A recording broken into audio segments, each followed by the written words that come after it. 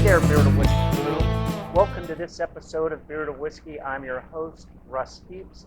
And in my ongoing quest to spread the gospel of good taste today, I find myself in Boca Raton, Florida, on Florida's Gold Coast. We are at Crazy Uncle Mike's. To my left here is today's beer drinking co-conspirator, Mr. Michael Bongo Hahn. He and I have been drinking beer and other assorted things. In fact, yesterday we were drinking tequila for 25 or 30 years, give or take. So I'm always happy to have him riding shotgun with me on these Florida shoots. I appreciate you bringing me out to drink beer. I know. You could slow down a little bit. Sorry. I'll pace myself. And sitting immediately across from me is Michael Goodwin. He is the owner and proprietor of Crazy Uncle Mike's, and he's going to talk to us a little bit about the brewery. So we're kind of excited to be here. I've been in town for 3 or 4 days, and I think this is my third or fourth time in here. So we like it a lot. Mike, tell me a little bit how the brewery got started. My business partner and I were just deciding on opening a new business, and we were looking at concepts, and he's a landlord and happens to be a landlord of several big breweries, and they're all doing very, very well in New Mexico. And so when we started talking to him about concept, he really liked the idea of looking at the brewery option. And so I took a little bit of time and I went and learned about the brewing business. And I volunteered at a brewery for a bit. I learned how to brew. I'm not the brewer. I have a real professional brewer named Corey Wilson who's our brewer at this point. Making great beers. Corey's got about a 10-year history in the brewing business. Started off in the home brewing business, and as he grew up in that world, he was in the store selling to all the home brewers, and then he got the opportunity to work in some of the bigger breweries, and he ended up working underneath Matt Cox over at Copper Point. I think he learned a lot. Matt's a great brewer. That's Lily's brother, Lily from the Duck. Oh, really? Yeah. Is Matt? Yeah. Okay. I'll tell you, I think Fran and he are probably two of the top brewers in the state, and Corey has a good relationship with both of them and has learned a lot from both of them. I think his product shows that. He's a true scientist. He's somebody that understands the importance of cleanliness in the brewery, and that's really a huge part of making a good beer is starting off with the clean. I was going to say that's a good way to throw away an entire tank of beer. So we have impeccable cleaning standards, and so that's the way you start. But we ended up, once we found this property, the property really screamed brewery to us. The way that it had been set up, it needed to be changed and gutted. Right. So we liked the space. It had been blighted. This building has been multiple things over the past 35 years. Yes. Or 45 years. Yep. But the first 35 years were spectacular history.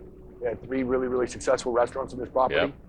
Unfortunately, from 2010 to 2017, there was 4 real fast failures in and out of the property. So that tends to be what most people remember the most right now. But 6 months into it now, we've kind of overcome the conversation. Went from, did you know how many places have been here? This place has been a million things. I must have heard that every hour of every day for the first 6 months. Yep. And the conversation started to shift, and now it's, I think you guys finally found the formula that's going to work. I absolutely agree with everything you're saying. There's still a lot of people that haven't visited yet because they don't trust it yet, but I think that's, as the longer the sign stays up there and stays lit, then more people will come in. Let me pull you off subtopic just for a second. You probably know this, and we couldn't remember. What was this originally? Do you know? Yeah, in 1974, a guy named Joe Muir opened it up as a seafood joint. That's what we thought, but we couldn't figure out if this was the address or not. So much stuff's changed along Federal Highway in the last 40 years. It was Joe Muir's seafood joint. Yeah. And I could spend a whole hour talking about the history of the building, the owners, how many of them have died, and amazing stories. Upstairs was a poker room for John Gotti. During one of the renovations in 2010, the guy that came in here turned the upstairs into a brothel. I mean, there's so many wonderful stories about this building. We heard that too. Whatever happened to that? I mean, no, we didn't know anything about that. There's no reason for us to know anything. Yes, I fortunately didn't live here then. I had no knowledge other than research. Your background is not in breweries or brewing, correct? No, it's in restaurants and entertainment. Okay. What made you open your eyes one day and go, brewery? Well, I was telling you, my business partner had a high love for the business. He Okay. liked it a lot. And he was involved as a landlord in breweries that were very successful. Okay. And he liked the idea and wanted to go that direction. So he pushed that direction and wanted it to be. I liked the idea because when I started doing the research in Florida, we're 43 in the nation of per capita breweries, so we're very low.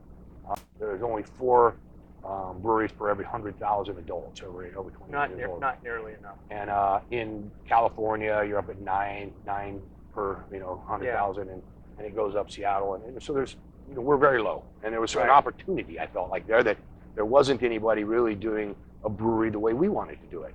Most of the breweries in Florida, because of the regulation that allows you to, or doesn't allow you to sell your beer to go if you sell food, so it eliminated a lot of people doing good food. So we opted to take the handicap of no to-go beer in order to have a really quality product to pair with our beer. So we have a great kitchen. We have a chef named Tara Abrams that's an amazing chef. And everything she creates tastes awesome, and Mike will vouch for me. Absolutely. So we wanted to do something different than the other breweries. So when we're looking at an opportunity, how do we make that opportunity even bigger? Now, tying live music in, tying the food in, and tying the brewery together, I think we're the only one in Florida doing it full time like we're doing it. And if I'm mistaken, I apologize if somebody else is doing it the way we're doing it, but I don't know of them yet. There's some that are great music places with tap rooms, but not a lot that are full live music venue, full brewery, and full restaurant. So I think we're unique in the market. And you can't see it because it's behind you, but there is a full stage with beautiful, massive stage. all the goodies you need to do that. It's a good-sized stage, and young Mr. Hahn here has performed here, correct? Yes, great time, great sound, great everything. And the customers loved it, by the way. Well, there you go. So I am very handsome, so that helps a little bit. Well, it's not exactly scaring buzzards off a meat wagon handsome, but it's it is what it is. How many beers do you normally have on tap? It varies because as you go, you have a certain amount of room to make new beers, a certain amount of kegs to put them in, and a certain volume that we're going to go through. So it changes daily, but we go through them about 9 beers to 12 beers is typically where you're going to find us floating between, depending upon what we blew out of yesterday and what we've got coming in tomorrow. Right. But 9 to 12 beers is average for us all the time, and carrying a wide variety of styles and varietals of beers, we try to make sure that we're filling all the palates. Do you have a staple of 2 or 3 that you always keep on tap, that you're always brewing? I have 4 of them that are supposed to be our staples that we haven't been able to maintain them all on tap at the same time all the time. Well, that's a good problem to have, I would say that that's a much better problem than having it easy. Yeah. Because we know that we're chasing it. That we're doing some volume, and we are doing some good volumes right now for being a brew pub where we have full liquor license, and we do a lot of whiskeys, by the way, and also have a really, really reasonable wine list. To be turning 35 to 40 barrels a month, and that is spectacular. So I'm very happy with the performance of our beers. Mike had mentioned which one's our best seller. It's difficult to say. Do you have a top 2 or a top 3? It's styles, but not particulars, because we float out in and out of different style, different names of them. Right? I love the red. Your red is... So we've only made one red. We've made it. This is our 3rd time to make it. I think it's spectacular beer. I think so. We have run out of it each time between for a week or so as it's fermenting the new batch. It's a great beer, and he does that well. That is a staple, and it has been more than not. It's been on our Light My Fire.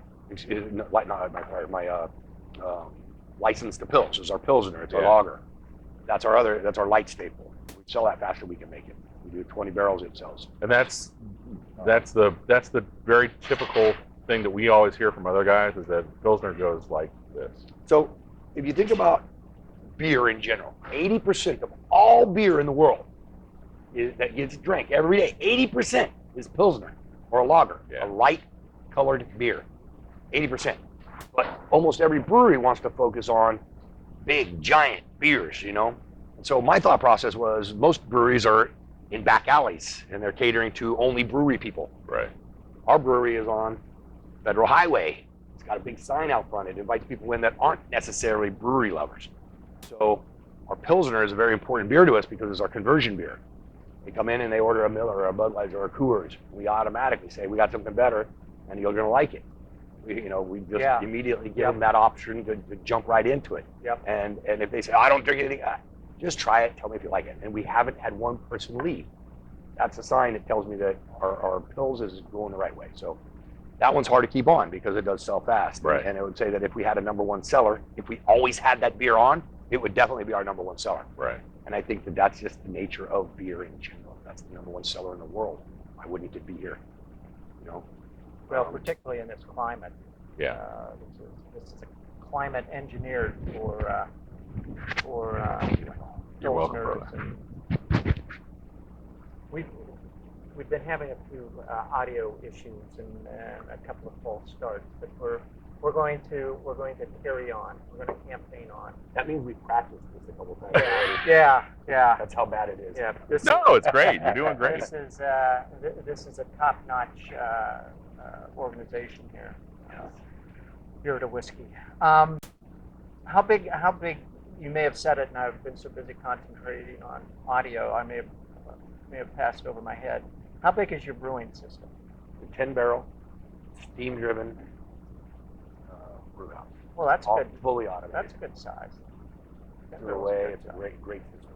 Yeah, and you're pushing about 40 barrels a month out of the tap room. So it's for one batch a week. Okay, so you're doing about 500 barrels a year, give or take. It will look like that at the end of the year if we're lucky enough to maintain that volume through the summer months, Right. which is unknown to us right now because every day is a new day Yeah. until next year. So right now we're learning every day. Yep. What was the first craft beer you ever drank? Well, I was into imported beers as coming out of high school and when I was, getting into partying with my buddies, there was no craft beers. This was Right. the 80s, and so we were drinking all the imported beers. The Samuel Adams and the big guys, and tasting what now is really evolved into the craft brewing business. Yes. So I think our desire for craft beers was there before there was really a lot of them available. The first time I drank at a craft beer bar was in the 90s, early 90s, and there were still not a lot of them around at Right. the time. It was in Texas, and I was with my cousin, and I don't remember the name of the place, but I remember we only could drink their beer, and it was the first time I'd ever been to a place where we were actually drinking. The first time I went to a big brewery was I went to Anchor Steam in San Francisco back in the 80s. Great place. And what a great, their brewing system is so different than what a normal brewing system is. They use open vat ferment. Totally different world. Than Yeah. but very cool to see, and it was exciting, and it was definitely planted, more desires to learn more about that. I'm more business than I am brewer. I'm the guy that wants to create the whole experience, and the beer is part of that. Right. As much as I love it, I'm not going to ever be the guy making it for the customer. Well, and I think though, it shows that the beer shows that you care about it. Though it isn't just. I have been to brew pubs where they brew their own beer, and the beer is like a hook to try and get people in the door, and it isn't nobody's really paying a lot of attention to the product. I don't think that's the case here. I think you guys Or the quality or the consistency. Not Right. not that we can't name a few of those places, but Yeah. yeah. But you guys, the beer is good. It's solid. The food is good. I had a hamburger before we started setting up today, and so I think you've nailed both of those things. If there was something, is there something that you would like to see appear on the beer menu that's not there and hasn't been there yet? Is there anything that you guys are kind of, We're give doing it a one of few these things over? now. We're aging beers right now in barrels. So we've got Triple Imperial Stout in different barrels. So I'm going to have a 6-month, a 1 year, and an 18-month version of that beer. We're doing other beers the same way. We've got a bunch of barrels coming in right now. We've got 3 filled. I've got 2 more over there. And then I've got, I think, another half a dozen or so coming in from Tony too. So we're going to have some great aged beers. That's one of the things that we want to always build Yeah. up and have barrel beers over time. It takes time to get those, 'cause Right.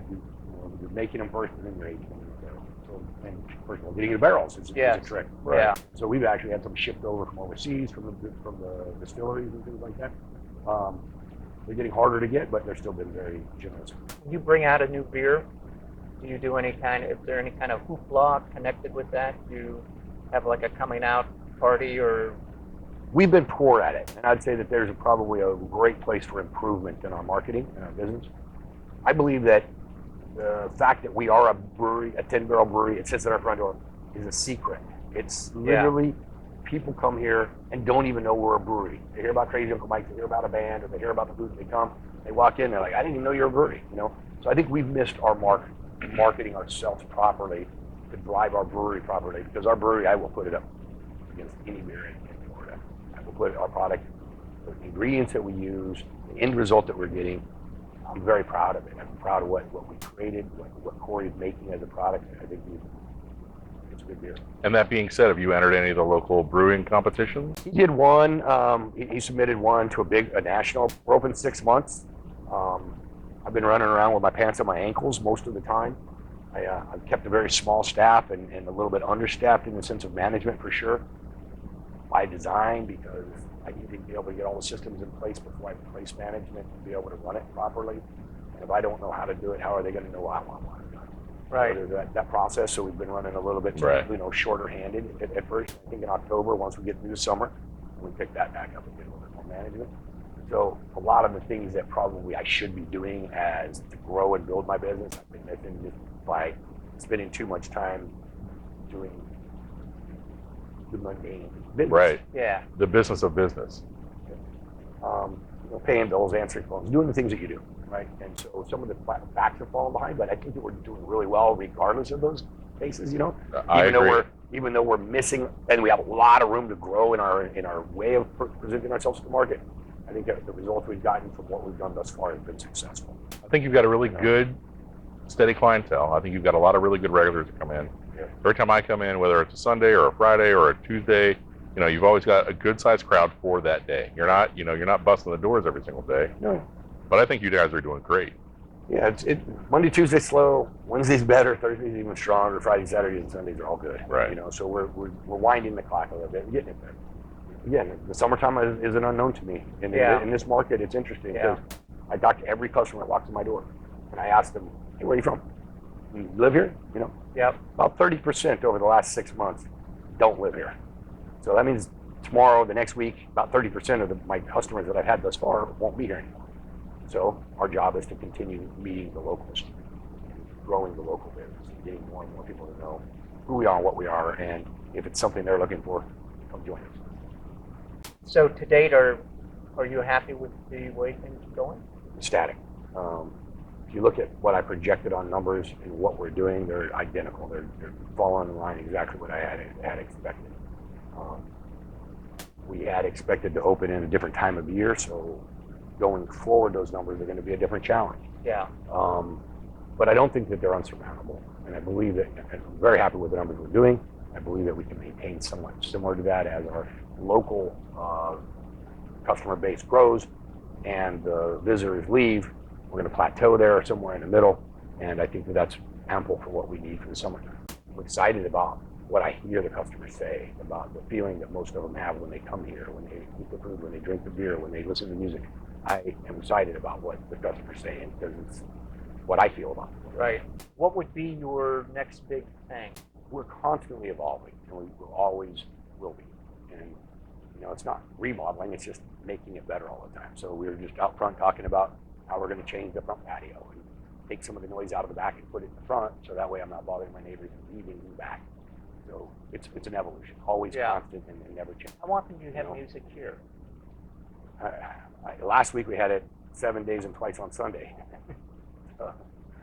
As we should, right? Absolutely. This week we have it 6 days, and again twice on Sunday. So So pretty much typical every day. 5 to 6 days a week at minimum. Yeah. Mondays right now are not programmed. Once in a while we throw something in on Monday. But it's nice to have a nice mellow day too. Yeah. You know, some people want to come here when it's quiet and just enjoy the atmosphere. Right. So it's kind of nice that way. The next big one though is going to be Labor Day weekend. We're going to plan on doing a big pig roast outside, a big chili roast, a couple thousand pounds of the green chili from Hatch, New Mexico, Yeah. and then music all day. So we're That's gonna do Chili's. Yep. Labor Day weekend. I'm going to try to make a big Labor Day party here. We have a mutual, very good friend out in Phoenix who's way into Hatch Festival and makes his own hot sauces. And he's a former bartender, former bar manager, former chef, former everything that we used to hang out with. And here in South Florida. yeah, and he's been living in Phoenix for what, 10 years now, 15 Oh, years? more than that.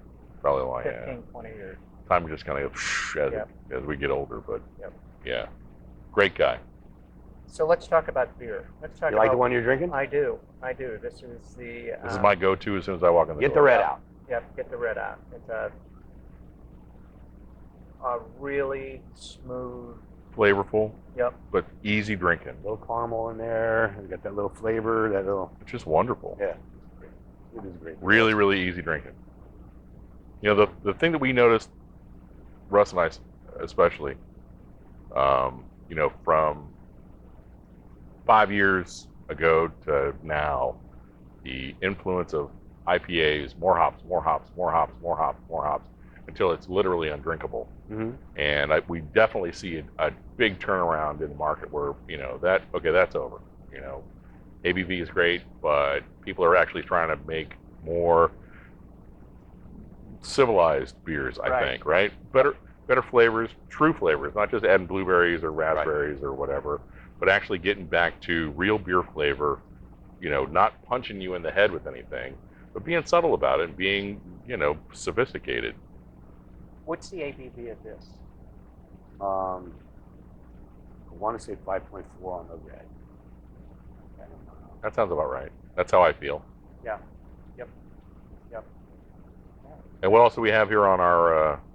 So I brought specialty beers except for the first one. So basically the first beer I thought I should talk about is our light beer. This to me, this is our blonde ale. It's called Light My Fire. It's easy to make. It's fast making. Easy drinking. It's not quite as good as our Pilsner in my mind. Pilsner takes a lot longer to make. Yeah. But it fills in for the gap when I'm out of my Pilsner. And it's called Light My Fire. Most of our names are tied to music somehow. Either a play off of a song or a lyric. But with Light My Fire, because it's a light beer, it's clear, it's crystal clear, you can see directly through it.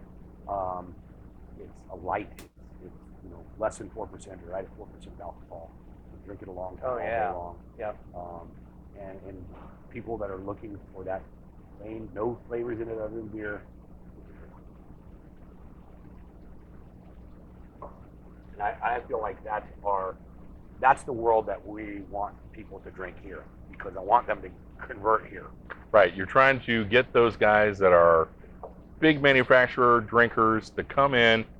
That's your hook. If you drink Yingling, if you drink a light beer, if you drink, you know, if you like, you know, even Sapporo, you know, that's our conversion beer. Yeah. Wow. It works and it's Yeah. good. And it's super clean. Finish is nice. Yeah, it's easy drinking. Very good. And so we just retapped this last night. I have a bunch of this beer right here in barrels. This is the barrel. This is a double imperial stout. We had to brew 2 batches through our grain. So put it in grain, run the water through it, fill up half of a barrel. Do grain, do it again, so we can get it stronger. When it's done in the barrel over there, it'll be at 10%. Right now it's at 92. But the flavors, it's like syrup. You can put it on your pancakes right now. Yeah. Yeah. I love the idea of that. I love pancakes. So Really good beer. You'd never guess that. I actually just ate pancakes for Oh. lunch. I saw it on the menu. I I thought- thought about it. I actually went with the premature chicken in pancakes. That's the eggs on the pancakes Yeah. instead of the chicken. try that. So that's a good beer. I think that one's going to be a home run. Every time we put it on the tap, as long as it's doing a day, I'll throw a keg down in a day because That's people amazing. love it. That's beautiful. It's a big, double IPA. And it's got a I mean, lot of double- big flavor, double but it's not imperial like, stout. again, it's not punching you in the head. No, No, and the it's- alcohol doesn't sit on your tongue. No. Even though it's a strong beer, It's wonderful. you don't taste it like you're drinking a shot. You taste it like you're drinking a good beer. I like that. Yeah, I'm a brown porter stout guy. Yeah, this is really nice. And what's that one called? That one's called Double Vision, Double Vision. Okay, I'll come in next time. and it's a Russian Imperial Stout, double Russian Imperial Stout. This is our big IPA. So this one is called Menace to Sobriety. 8.2% alcohol. Sorry, I Wow. just love the names. It's a hazy IPA, as you Yeah, would it is. want. So Yeah. it's got the haze that you're looking for in the IPAs. It's got a lot of hop in it, but you're going to notice it instead of the old-fashioned burn your throat hop that you Right. used to get, that just bites you back there. You're going to get all that the ambiance in your mouth without the burn in your throat. So you'll like what it did. Oh, I'm not afraid of any beer. I'm just, The hop is big, it's up front, but watch what it does when you swallow it. It's not the same as the old days. man, you can smell it. It's. Save some for me. I will, I promise. Gotta- Wham! Gotta stay on them all the time. I got more over there if you drinks it all. No, We're that's, okay. and that's perfect. I mean, Right. that's what an IPA should be. It should be, You can drink it and you can enjoy it. and again, you're not burning your flavorful, but throat. I'm not like puckered up after drinking it because it's, it's, Boy, it's juicy too. I'm getting some. and it's got more citrus in nose there. than it's got. You don't taste all that. You smell all that hop. The hops throw in, when you're using certain hops, you get a grapefruit back taste. That's Yeah. what you're getting on that. Yeah. You're getting that hop. There's a lot of citrus, lot of citrus. particularly on the nose. Yeah, and it smells like grapefruit. It's. Right. But there's no grapefruit in it. No. I know. Citrus. That's just the nature of the That's good. beast. It's And beautiful. I'm really not a big IPA fan. IPA fan. So the last one that I brought over to talk about today is a sister of our Goza. So we made a Goza, and then we seasoned the Goza with prickly pear. And so this is a very good beer. It's the one I recommend to people that tell me they don't drink beer. So I don't drink beer. Just wine. Yeah. All right, you don't drink beer. I'll be right back. And I Right. And I bring them Bring 'em a back, little and I taster? let 'em try it. And if they're wine drinkers, and if they're cider drinkers. And Gideon, he's talking to you right now. Okay, Ann, you a cider drinker? She's a wine drinker, but Oh, she's wine got a drinker. husband who's a beer geek. And her thing is, he gets the beer, she gets the wine. That might be And the one you would drink. and she's found a couple of beers that she likes, There so you go. we're switching her. That's the way it is today. If you don't like beer, it's like saying you don't like food. Yeah, it's You just know, changed. I it's- mean, it's, yeah, there's so many things That's out there. nice and tart. It's got a tartness of fruit without having all that. Without being overpowering. It's not nearly. It doesn't have nearly the pucker factor that you usually find in a Goza where it, Right. where it gets you all the way back in Right. yeah, here. that sweet tart to it. Bite it back in your mouth. What are you finding in the market as far as sour beers? Do you have people who come in looking for sours? Yeah. So you got layers, right? So number one beer that people come in looking for is light beer, because that's what people drink. Right. And all the rest of them come in sporadically, right? More darks than sours. So I can make a 10-barrel batch of a sour and it'll last me 6 months, but if I make a 10-barrel batch of this, it'll last me 4 weeks. Yeah. You know, so I'm not going to sell as much sour or Goza. I don't have to make it as Right. often, but people want it, and I think that from an offering, from a brewery standpoint, that's an important one to have. You know, I think that a dark, an IPA, a light, a sour. You know, you got to have those Right. flavors. I think as an offering. We've had a sour since we opened. Great. So we Perfect. made our first sour off-site at what was it? Selfish Brewery in Fort St. Lucie, I think. And that one did really, really well. And it was just before we opened, we did a couple collabs. The other collab we happened to do was with 26 Degrees, and we did Down in Pompano. we did a Brettanomyces yeast beer down there, which is not something we'll ever brew here. You know, we're going to continue to do collabs like that. We've got a collab lined up with the guys at Prosperity Dom, the owner over Prosperity. Yeah, Awesome. we did one of Great these. guys. Yeah, we did one over there. And so we're going to do a collab with him. We're going to do a lot more of that as we get going. It's just, again, the amount of time you have in a day is, is my limitation. Right. So Yep. I try to use as many of the minutes a day as I possibly can. And I'll do what I can get done tomorrow. It's another day. Yeah. Another day. Well, we have covered a lot of ground, and I want to thank you again for the invite. Next time I want to do whiskeys with fun. you. I'm in. That would be great. Yeah, I'm not going to have half the time I have to fight with him to get him on these things. This not being one of those times. Well, it's a But place that I come. I It's, know, this is I an know. easy sell. I know. But we have awesome whiskeys. And I would love to be able to do something with you. Where I'll get some of the maybe 5 or 6 of the premium ones that we have. We get the distributor to work with us, and we'll just do a I'll nice be little. back. We will Uber here and Uber home. That's it. I'll be back That'd be in good. the end of next month. Let's plan it. So, okay. Yeah, I'll look at my calendar and I'll email you on that. But that would be great. Let's do it like Oscar Goodman. Let's get some like showgirls to stand there with the headdresses and everything behind Just us. to look Make it nice. exciting, yeah. Hey, whatever. I'm going to leave it in your Let's hands. Vegas it up a Mike. little bit. I'm Let's gonna make leave this a it- show. Okay. I'm gonna leave it in your hands. Vegas. But having said that, thanks for the invite. Thank you. And it's been fun. And we'll see you next time. Okay. Excellent. Salud.